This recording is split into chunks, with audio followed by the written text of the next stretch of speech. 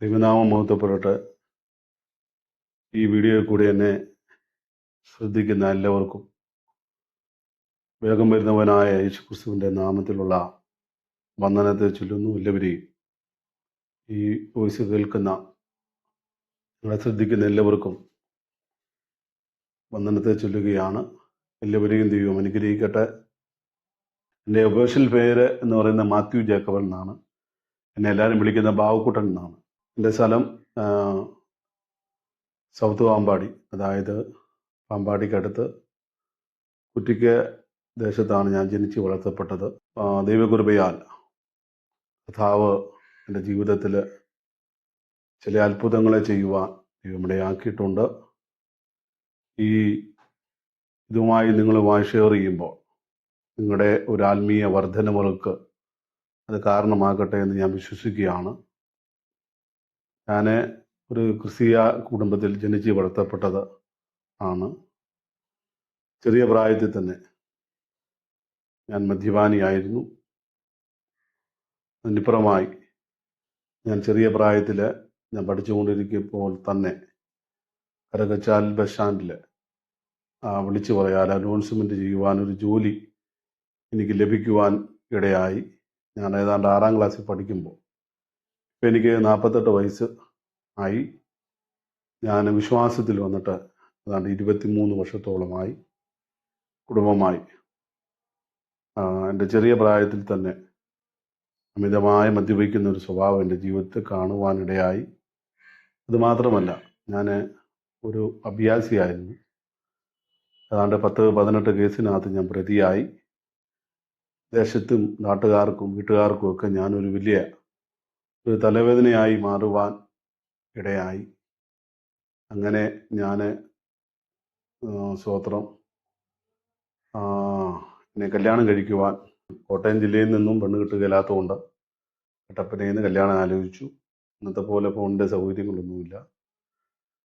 2 മാസം കൊണ്ട് കല്യാണമൊക്കെ ഉറപ്പിച്ചു. അത് കഴിഞ്ഞാണ് അവർക്ക് മനസ്സിലായി ഞാൻ മദ്യപാനിയായിരുന്നു. അങ്ങനെ ജീവിതം തന്നെ വലിയൊരു ബുദ്ധിമുട്ടിലേക്ക് പോകുവാനിടയായി. എൻ്റെ അമിതമായ മദ്യപാനം കേസ്, അങ്ങനെ ഭാര്യയുമായി പലപ്പോഴും ബുദ്ധിമുട്ടുണ്ടാകുവാനും ഡൈവോഴ്സിൻ്റെ അവസ്ഥ വരെ ഉണ്ടാകുവാനിടയായി. ഏറ്റുമാനൂർ കുടുംബ കോടതിയിൽ കേസ് കൊടുക്കുവാൻ ഇടയായി. അങ്ങനെ മദ്യപാനം നിർത്തുവാൻ ഞാൻ ആഗ്രഹിച്ചു. ഒരു ദിവസമോ 2 ദിവസമോ കൂടുതലൊന്നും മദ്യപാനം നിൽക്കുവാൻ എന്നെക്കൊണ്ട് സാധിക്കുന്നില്ലാത്ത അവസ്ഥ വന്നു. അങ്ങനെ ഞാൻ കറുകച്ചാലിൽ നിന്ന് ഒരു 1/4 കിലോ കൂടാൻ മേടിച്ച് വീടിൻ്റെ കവലെ വന്ന് കഴിക്കുവാനിടയായി. അങ്ങനെ ഞാൻ വീടിൻ്റെ വടി പോലും ചെന്നില്ല, അതിൻ്റെ അപ്പുറം ഞാൻ വീഴുവാനിടയായി. ദൈവത്തിന് സ്തോത്രം. എൻ്റെ മൂക്കിക്കൂടെ വായിക്കൂടെ എല്ലാം ബ്ലഡ് വരുവാനിടയായി. എന്നെ മെഡിക്കൽ കോളേജിൽ കൊണ്ടുപോയി.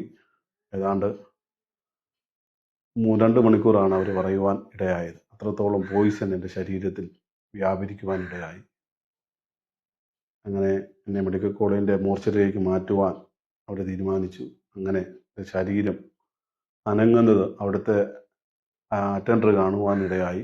അങ്ങനെ എൻ്റെ ICUയിൽ ഏതാണ്ട് 18 ദിവസത്തോളം ICUയിൽ കിടക്കേണ്ടതായി വന്നു. ICUയിൽ നിന്ന് ഇറങ്ങിക്കഴിഞ്ഞപ്പോൾ എനിക്ക് വലിയൊരു ബുദ്ധിമുട്ടുണ്ടായി. എൻ്റെ കണ്ണിൻ്റെ കാഴ്ച പൂർണ്ണമായി നഷ്ടപ്പെടുവാനിടയായി. അത് മാത്രമല്ല, എൻ്റെ വലത്തുകാലും വലത്ത് കൈയും പൂർണ്ണമായി തളരുവാനിടയായി. തളർന്നുപോയി. ഡോക്ടർമാർ പറഞ്ഞ് അമൃതായി ഒന്നെങ്കിൽ തമിഴ്നാട്ടിൽ മാത്രമേ ഉള്ളൂ ഇതിൻ്റെ ട്രീറ്റ്മെൻറ്റ്. കണ്ണിൻ്റെ പൂർണ്ണമായി ഞാൻ തകരുവാൻ ഇടയായി. പ്രിയമുള്ളവരെ, അങ്ങനെ ഞാൻ എൻ്റെ ആംബുലൻസിലാണ് വീട്ടിലേക്ക് കൊണ്ടുപോകുന്നത്. ഞാൻ നിൽക്കുന്നത് എൻ്റെ വീട്ടിലാണ്. അവിടെ എന്നെ കൊണ്ടുവരുവാനിടയായി. എന്നാൽ ഞാൻ അന്നൊരു വരെ എനിക്ക് ദൈവമായിരുന്നു. ദൈവത്തെ കുറ്റം പറഞ്ഞ് പാഷന്മാരെ കുറ്റം പറയുകയും ചെയ്ത എനിക്ക് ഒരു തിരിച്ചറിവുണ്ടായി. നമ്മളെ വിടിവിക്കുവാൻ പറ്റുന്നത് യേശുവിന് മാത്രമേ ഉള്ളൂ. ഞാനും മദ്യപാനിയായിരുന്നെങ്കിൽ ഞാൻ പ്രാർത്ഥിക്കുമായിരുന്നു. എൻ്റെ അമ്മായിച്ചനാണെങ്കിൽ CMSൻ്റെ ഒരു തിരുമേനിയാണ് കട്ടപ്പനയിൽ. എന്നാൽ ആർക്കും എന്നെ രക്ഷിക്കാൻ കഴിഞ്ഞില്ല. അങ്ങനെ ഞാൻ എൻ്റെ ഇളയ പെങ്ങളുടെ വീട്ടിലേക്ക് മുല്ലപ്പള്ളിയിലേക്ക് കടന്നു പോകാനിടയായി. അവിടെ ഒരു സഭയുമായി അവിടെ ഒരു ഉപവാസ പ്രാർത്ഥന നടക്കുകയാണ്. അങ്ങനെ ആ സഭയിലേക്ക് കടന്നു പോകുവാനും എന്നെ രണ്ടുപേര് പിടിച്ചുകൊണ്ട് പോകണം സഭയിലേക്ക് പോകാൻ. കാരണം കണ്ണിൻ്റെ കാഴ്ച നഷ്ടപ്പെട്ടു, കയ്യും കാലിൻ്റെ തളർച്ചയായി, പരസഹായമില്ലാതെ എനിക്ക് നടക്കുവാൻ മേലാത്തൊരവസ്ഥയുണ്ടായി. അന്നൊരു തീരുമാനം ഞാൻ എടുക്കുവാനിടയായി. എന്നെ രക്ഷിക്കുമെന്നുവെങ്കിൽ, എന്നെ കർത്താവ് വിടുവിക്കുന്നുവെങ്കിൽ ഞാൻ ദൈവത്തിന് വേണ്ടി ജീവിക്കും എന്നൊരു വലിയ ഉറച്ചൊരു തീരുമാനം ഞാൻ എൻ്റെ ഹൃദയത്തിൽ എടുക്കുവാനിടയായി. ഈ വചനത്തെ പറ്റിയോ പെന്തക്കോസ്തിൻ്റെ അനുഭവത്തെ പറ്റിയോ ഒന്നും എനിക്കറിയാൻ മേലാതെ. എന്നാൽ അന്നിരുന്ന ആ അപ്പച്ചൻ എന്നോട് പറഞ്ഞു, സഭയിലെ ഈ രക്ഷിക്കപ്പെടണം, മാനസാന്തരപ്പെടണം, അഭിഷേകം പ്രാപിക്കണം എന്നൊക്കെ പറയുമ്പോൾ ഒന്നും അറിയത്തില്ല. എന്നാൽ അവർ പറഞ്ഞു, എൻ്റെ പാപങ്ങൾ ഏറ്റു പറയണം, ഉപേക്ഷിക്കണം, നീ അഭിഷേകം പ്രാപിക്കണം. ഇതിനൊന്നും എൻ്റെ ശരീരം വഴങ്ങത്തില്ല. കാരണം കണ്ണിൻ്റെ കാഴ്ചയില്ല, വലത്തുകാലും വലത്ത് കൈയും പൂർണ്ണമായി തളർന്നൊരവസ്ഥ ഉണ്ടായി. പക്ഷേ ഞാൻ അധൈര്യപ്പെട്ടില്ല. കർത്താവ് എന്നെ വിടുവിക്കാൻ ശക്തനാണെന്നൊരു ഹൃദയത്തിൽ എൻ്റെ ഒരു ചിന്ത ഉണ്ടാകുവാനിടയായി. ഞാൻ ദൈവത്തോട്, കർത്താവേ, ഞാൻ പാപിയാണ്, എന്നോട് ക്ഷമിക്കണം. എന്നെ ഉപദ്രവിച്ചവരൊക്കെ ഫോൺ വിളിച്ച് അവരോട് ക്ഷമ പറയുവാനിടയായി. അനേകരോട് ഞാൻ എൻ്റെ ക്ഷമ ഫോണിൽ കൂടെ പറയുവാനിടയായി. എന്നാൽ ഞാൻ എൻ്റെ ദൈവത്തോട് ഇങ്ങനെ പറഞ്ഞു, കർത്താവേ, ഈ വചനമൊക്കെ ഞാൻ കേൾക്കുവാനിടയായി. 21 ദിവസം ഉപവാസമായിരുന്നു. ഏതാണ്ട് 12ാമത്തെ രാത്രിയിൽ ദൈവാത്മാവ് എന്നോട് ഇടപെടുവാനിടയായി. എന്നോട് പറഞ്ഞു, പൂർണ്ണമായി നീ ദൈവസന്നിധിയിൽ ഏൽപ്പിക്കുന്നുവെങ്കിൽ നിന്നെ സൗഖ്യമാക്കുന്നൊരു ദൈവമുണ്ടെന്ന് എന്നോട് ദൈവാത്മാവ് ഇടപെടുവാനിടയായി. പ്രിയമുള്ളവരെ, ദൈവാത്മാവ് എന്താണെന്നൊന്നും എനിക്കറിയത്തില്ലായിരുന്നു. എന്നാൽ പിന്നെ എനിക്ക് മനസ്സിലായി. എന്നാൽ 19ാമത്തെ ദിവസം ഉപവാസത്തിൻ്റെ അന്ന് രാത്രിയിൽ ഒരു അഭിഷേകം എൻ്റെ ശരീരത്തിൽ വ്യാപരിക്കുവാനിടയായി. ക്രൂശിൽ നിന്നും പാഞ്ഞൊഴുകുന്ന രക്തം എൻ്റെ ശരീരത്തിൽ പാസ് ചെയ്യുന്നത് എനിക്ക് അനുഭവിക്കുവാനിടയായി. വലത്തുകാലും കൈയും തളർന്ന ഞാൻ അന്ന് മുട്ടയിൽ ഇരുന്ന് ദൈവത്തെ ആരാധിപ്പാൻ ദൈവം ഇടയാക്കി. ദൈവം അത്ഭുതമാണ് ഇനി അന്ന് ചെയ്തതെന്ന്. കണ്ണിൻ്റെ കാഴ്ച ഇല്ലായിരുന്നു. എന്നാൽ ദൈവത്തോട് ഞാൻ ഇങ്ങനെ പറഞ്ഞു, കർത്താവെ, കുരുടന് കാഴ്ച കൊടുത്ത കർത്താവ്, ഈ ബൈബിളിൽ അങ്ങനെയാണ് പറയുന്നത്, എന്നാൽ എനിക്ക് സൗഖ്യമാണ്. ഞാനത് വിശ്വസിക്കുകയാണ്. ജീവിതത്തിൽ കുറവുണ്ട്, ദൈവത്തോട് നിരപ്പാകുവാൻ, ഏറ്റുപറയുവാനിടയായി. അത്ഭുതം എന്ന് പറയട്ടെ, വാസപ്രാർത്ഥന കഴിഞ്ഞ് ഒരു 2 ആഴ്ച കഴിഞ്ഞപ്പോൾ എൻ്റെ കണ്ണിന് കുറേശ്ശെ ഒരു വിടുതൽ എന്ന് പറഞ്ഞാൽ, കണ്ണിന് നിങ്ങൾക്കൊക്കെ അറിയാം, കണ്ണിനകത്ത് പ്രഷർ കയറിയാൽ അത് കണ്ണിൻ്റെ കാഴ്ച നഷ്ടപ്പെടുവാനിടയാവും. എന്നാൽ ദൈവം എനിക്ക് കാഴ്ചകളെയൊക്കെ നല്ല ശതമാനം മടക്കി തരുവാൻ കർത്താവ് എനിക്കിടയായി. ഇത് മാത്രമല്ല, ഞാൻ കല്യാണം കഴിച്ചിട്ട് 12 വർഷമായ വിശ്വാസത്തിൽ കടന്നു വന്നിട്ട്, അങ്ങനെ തിരുവല്ലായിൽ ഞങ്ങൾ കുടുംബമായി, ഞാനും എൻ്റെ ഭാര്യയും കുടുംബമായി സ്ഥാനപ്പെടുവാനും ദൈവസന്നിധിയിൽ ഞങ്ങളായിരിക്കാനും നിങ്ങൾ സഹായിച്ചു. ആ കാലയളവിലൊക്കെ ഞങ്ങൾക്ക് തലമുറകളില്ലായിരുന്നു. 12 വർഷമായി ഞങ്ങൾക്ക് തലമുറയില്ലാതെ ഞങ്ങൾ ഭാരപ്പെടുകയായിരുന്നു. ഞങ്ങൾ മറ്റു കല്യാണത്തിനോ മറിച്ചടക്കിനോ ഒരു ഫംഗ്ഷന് പോലും പോകാൻ പറ്റില്ല. കാരണം മറ്റുള്ളവർ നമ്മളെ ആക്ഷേപിക്കുന്ന, അല്ലെങ്കിൽ ഞങ്ങളെ കുറ്റപ്പെടുത്തുന്ന അനുഭവം ഉണ്ടായി. എന്നാൽ ഞാൻ ദൈവസേനയിൽ പ്രാർത്ഥിച്ചു. ഞാൻ കോട്ടയം മെഡിക്കൽ കോളേജിലെ കാശ് പോയ അമൃത ആശുപത്രിയിൽ എറണാകുളത്ത് ഏതാണ്ട് എൻ്റെ കയ്യിലിരുന്ന ബൈക്കുകളെല്ലാം വിറ്റ് ഞാൻ ചികിത്സയ്ക്കായിട്ട് മുടക്കി. എന്നാൽ ഡോക്ടർ പറയുക, കുഞ്ഞുങ്ങളുണ്ടാകുവാൻ നിങ്ങൾക്ക് ചാൻസ് ഇല്ല, കാരണം അത്രത്തോളം പോയിസൺ ഉണ്ട് നിങ്ങളുടെ ശരീരത്തിൽ. അതുമാത്രമല്ല, ഭാര്യയ്ക്ക് കംപ്ലൈൻ്റ് ഉണ്ട്.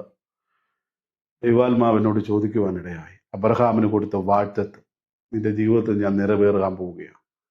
നീ വിശ്വസിക്കുന്നു? നീ മനുഷ്യരിൽ ആശ്രയിക്കുന്നതിനേക്കാൾ യഹോവയിൽ നീ ആശ്രയിക്കും. ഏതാണ്ട് 10,000-3000 രൂപയുടെ ഗുളിയെ മേടിച്ചുകൊണ്ട് ഞാൻ ഇറങ്ങിയപ്പോൾ ദൈവാത്മാവ് എന്നോട് പറയുക, അബ്രഹാമിനെപ്പോട് മണത്തരികളെ കൊണ്ട് എൻ്റെ സന്തതികളെ ഞാൻ വർഷിപ്പിക്കുമെന്ന് പറയുവാനിടയായി. ദൈവമുള്ളവരെ, ഞാൻ ആ മരുന്ന് മേടിച്ച ഇറങ്ങിയ ആശുപത്രിയുടെ ഫ്രണ്ടിൽ ഇതുപോലൊരു വേസ്റ്റ് കൊട്ട വെച്ചിട്ടുണ്ട്. ഞാനിങ്ങനെ ചവിട്ടിയിട്ട് അത് മുകളിലോട്ട് പൊങ്ങി വന്നു. ഈ മരുന്നെല്ലാം അതിനകത്ത് ഇട്ടു. ദൈവത്തോട് പറഞ്ഞു, കർത്താവേ, അബ്രഹാമിന് കൊടുത്ത വാഗ്ദത്തം എൻ്റെ ജീവിതത്തിൽ നിറവേറും. ഉടമന ഹതുനാരകൽ കമന. ഞാൻ കൈ ഉയർത്തി മുട്ടയിലിരുന്ന് നിന്ന് പ്രാർത്ഥിച്ചു. അബ്രഹാമിന് കൊടുത്ത വാഗ്ദത്തം എൻ്റെ ജീവിതത്തിൽ ദൈവം നിറവേറണം എന്ന് പറയുവാനിടയായി. ഞങ്ങൾ അവിടുന്ന് എറണാകുളത്ത് നിന്ന് കോട്ടയം വരെ ഞങ്ങൾക്ക് അറിയുവാനിടയായി. അത്ഭുതം. ഞങ്ങളുടെ സഭയിലെ വാതൊക്കെ കൂടിയാണ് ഞാൻ എൻ്റെ വീട്ടിലേക്ക് പോകുന്നത്. അപ്പച്ചൻ എന്നെ കണ്ടു, എന്നോട് പറഞ്ഞു, ഇവിടെ വരാൻ പറഞ്ഞു. വന്നു. എവിടെ പോയതാ? ഞാൻ പറഞ്ഞു, നീ ഇന്ന കാര്യങ്ങളാണ്. എന്നോട് പറഞ്ഞു, നീ ഒരു കുഞ്ഞിൻ്റെ ഒരു പേരിടാൻ പറഞ്ഞു. ഞാൻ കുഞ്ഞിൻ്റെ പേരിട്ട് ഫെയ്ത്ത്, വിശ്വാസം. നിങ്ങളെ മുട്ട ഇരുന്നു ഞങ്ങൾക്ക് വേണ്ടി പ്രാർത്ഥിച്ചു. കൈ ഉയർത്തി പ്രാർത്ഥിച്ച് തലേ വെച്ചിട്ട് പറഞ്ഞു, ഒരു കാര്യം ചെയ്യണം, രാവിലെ എഴുന്നേറ്റ് സ്തോത്രം ചെയ്യണം. എന്ത് സ്തോത്രം ചെയ്യണം? ഒരു ഫെയ്ത്തിനകത്ത് എന്നതിനായി സ്തോത്രം ചെയ്യണം. പ്രിയമുള്ളവർ, അന്ന് തൊട്ട് ഞങ്ങൾ ഒരുമിച്ച് 3 മണിയാകുമ്പോൾ എഴുന്നേക്കും. 4 മണി തൊട്ട് കൈ പിടിച്ച് ഒരുമിച്ച് സ്തോത്രം ചെയ്യുവാൻ തുടങ്ങി. അസാധ്യമെന്ന് പറയട്ടെ, അസാധ്യമെന്ന് ഡോക്ടർമാരും ദേശമൊക്കെ പറഞ്ഞ സാധനങ്ങളിൽ 6-ാം മാസത്തിൽ എൻ്റെ എൻ്റെ ഭാര്യ ഗർഭിണിയാകുവാനിടയായി. ഇന്ന് ആ കൊച്ച് +1 പഠിക്കുവാണ് ആലാമ്പള്ളിയിൽ. ദൈവത്തിന് സ്തോത്രം. ദൈവം അത്ഭുതം ചെയ്യുവാനിടയായി. അത് കഴിഞ്ഞ് എനിക്ക് രണ്ടാമൊരു കുഞ്ഞിനായി ഞങ്ങൾ പ്രാർത്ഥിച്ചു. അവിടെ പേരാണ് കൃപ. അവിടെ നിന്ന് കുറ്റിക്കൽ സെൻറ് തോമസ് സ്കൂളിൽ 7-ൽ പഠിക്കുകയാണ്. ഞങ്ങളെ ദൈവം മാനിച്ചു. ഇപ്പോഴും ജോലി ചെയ്യുന്നു. ഒരു 2 കടമുറി കർത്താവ് എനിക്ക് തരുവാനിടയിൽ അവിടെ പലചരക്കുകളുടെ ബിസിനസ്സൊക്കെ ആയി ചെയ്യുന്നു. വൈഫ് അവിടെ ഉണ്ട്. ഞാനിപ്പോഴും കർത്താവിൻ്റെ വേലയിലും പരസ്യഭവങ്ങളൊക്കെ ചെയ്ത് ദൈവത്തെ മഹത്വപ്പെടുന്നു. എനിക്ക് ആയുസ് മൊത്തം എത്ര കാലമുണ്ടെന്ന് അറിയത്തില്ല. ആ കാലമെല്ലാം ദൈവത്തെ മഹത്വപ്പെടുത്തണം, കർത്താവിൻ്റെ വേലയ്ക്ക് ചുമല് കൊടുക്കണം എന്നാണ് ഞാൻ ആഗ്രഹിക്കുന്നത്. ഇന്നും ഞാൻ കറുകശാലയിലെ ജോലി 32 വർഷമായി. ഞാൻ ഇപ്പോഴും ആ ബസ് സ്റ്റാൻഡിൽ ജോലി ചെയ്യുകയാണ്. അതിൻ്റെ ഇപ്പുറമായി തന്നെ ഏതാണ്ട് 66 പേർക്ക് ഈ സമയം വരെ ബ്ലഡ് ദാനം ചെയ്യുവാനിടയായി. എന്ന് പറഞ്ഞാൽ ഡൊണേറ്റ് ചെയ്യുക. ഏതാണ്ട് 66 പ്രാവശ്യം ഈ കഴിഞ്ഞ ഒരു മാസം മുമ്പ് മെഡിക്കൽ കോളേജുകാർ എന്നെ ആദരിക്കുവാനിടയായി. 66 പ്രാവശ്യം ബ്ലഡ്, എൻ്റെ ശരീരത്തിലെ ബ്ലഡ് ഒരു വർഷത്തിൽ 4 പ്രാവശ്യം ഞാൻ ഡൊണേറ്റ് ചെയ്യും, 3 മാസം വെച്ച്. ആ കാൽവറിയിലെ രക്തത്താൽ എന്നെ വിലയ്ക്ക് വാങ്ങിയ ആ രക്തം ഞാൻ എല്ലാവർക്കും ദാനമായി കൊടുക്കുകയാണ്. അനേക സംഘടനക്കാരും പ്രവർത്തകരും ഒക്കെ എന്നെ ആദരിക്കുവാനിടയായി. അനേക സഭകൾ എന്നെ ആദരിക്കുവാനിടയായി. ഇതിനേക്കാളും വലുതായി മെഡിക്കൽ കോളേജുകാരെന്നെ ആദരിക്കുവാനിടയായി. പറഞ്ഞതിൻ്റെ കാര്യം, നമുക്ക് ദൈവമാണ് നമ്മളെ പഠിപ്പിക്കുന്നത്. ഒരു സാക്ഷി ഉളവാക്കുന്നു എന്ന് ദൈവവചനം പറയും. അതുകൊണ്ട് ഈ സാക്ഷി കേൾക്കുന്ന എല്ലാവർക്കും ഇതൊരു അനുഗ്രഹമായി തീരട്ടെ.